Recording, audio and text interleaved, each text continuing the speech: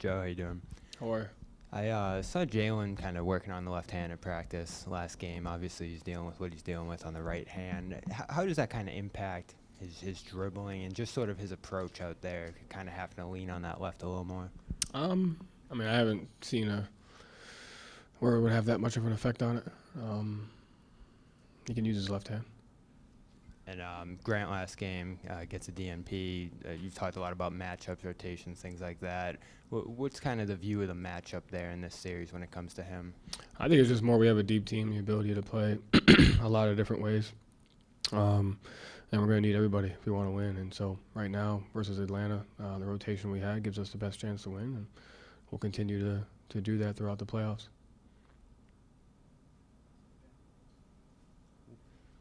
Joe, sort of a follow-up to that, deep team, you only used 8 guys in that first game. Is that something we can expect, 8-man rotation, or do you expect to expand that? I think it depends on how the game is going. Depends on, if we're executing the game plan, if our energy is there, if our detail is there. So I think it's just you have a plan, and then you also have what you can go to, if that doesn't go according to plan. I mean, knowing what you know now, would you have opened it up a little more at the start of the second half, given how it went for the third quarter? I mean, the guys you stayed with kind of didn't respond as well in the third quarter. I thought we responded pretty well. I mean, well, the lead went from 32 to 12. Yes.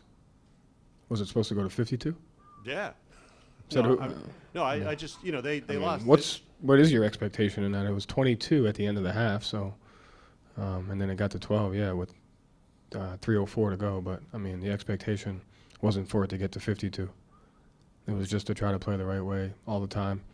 And I thought our guys did that. I thought, there's momentum in the game, right? And so I thought we had momentum for the entire second half, and Atlanta's a really good team, and they're talented, and they put a lot of pressure on your defense. And so I was expecting them to make a run.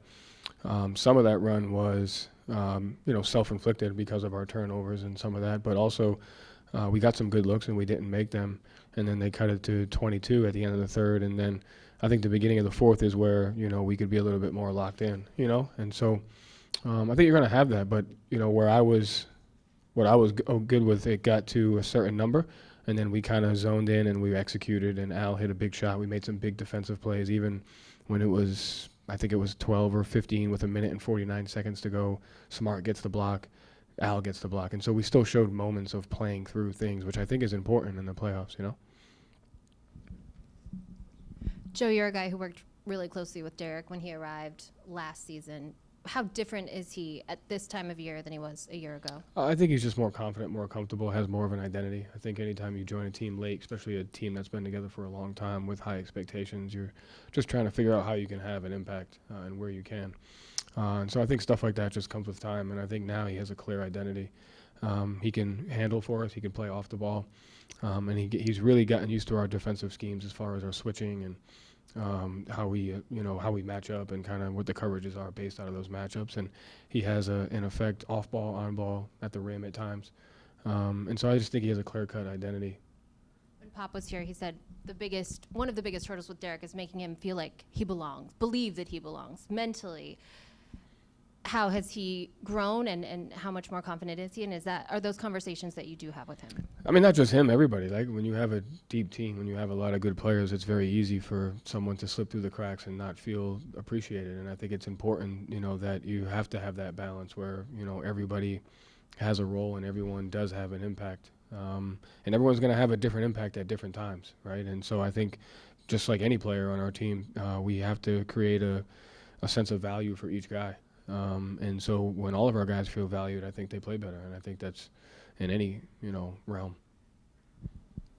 Rob has started a lot of games for you guys over the past few years. He's been a big piece of what you guys have done. What does it do for you as a coach when a guy like that just doesn't care if he starts, comes off the bench, how many minutes he plays, whatever? Yeah, I think it goes back to the same conversation there. It was like we have a bunch of guys that don't really care, that want to win. This is a very well-connected locker room that has a lot of experience, that has seen a lot of success and failures, and we're in a window now where everybody's willing to put everything aside to want to win, and I'm grateful for that, and that makes our staff be able to coach this with a little bit more comfort. But it's also a reason why we have a chance to be a really, really good team. He said to us that he literally like it didn't matter to him at all. Yeah. When you said that, like even at first when you heard it, there was nothing. Is that genuine? Like, No, it's 100% genuine, Yeah. and 100%. He could care less. And I would say that for all of our guys. You know, they really just want to win. thanks. Joe, the Defensive Player of the Year award came out. I don't know if Marcus. I don't think Marcus expected to win, but didn't get a vote on the ballot. Is that the kind of thing that you think could fuel a guy like that? Maybe a perceived slight, going into a series like this. Yeah, I mean, you could tell by the way the first half defense was for him, and I thought you just saw a different Marcus in that game. And I thought he's the kind of guy where even if he doesn't get an award, you don't really understand what he's able to do defensively. There was even a play last game where he sniffed out the play, came across the entire court, and blew the entire play up. And so he just has natural instincts to have an effect. And I try to tell him he doesn't need an award to get that value that we talk about from us and the staff because we know what he does for us. Do you, obviously you want you guys to get recognition for their success, but is there part of you as a coach that maybe likes it if a guy's got a little bit of a chip on his shoulder like that? I'm a big Spike guy, so yeah. Thank you, Joe. Thank you.